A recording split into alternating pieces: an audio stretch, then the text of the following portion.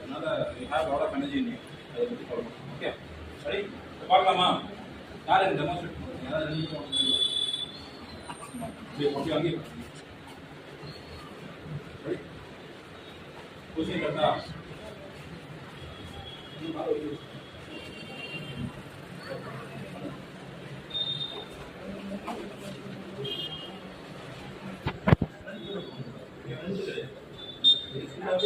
அதாவது உங்களோட right shoulder இல்லையா, ரைட் ஷோல்டருக்கும் லெஃப்ட் ஈக்குவல் இந்த சைடு மட்டும் தான் பண்ணும்.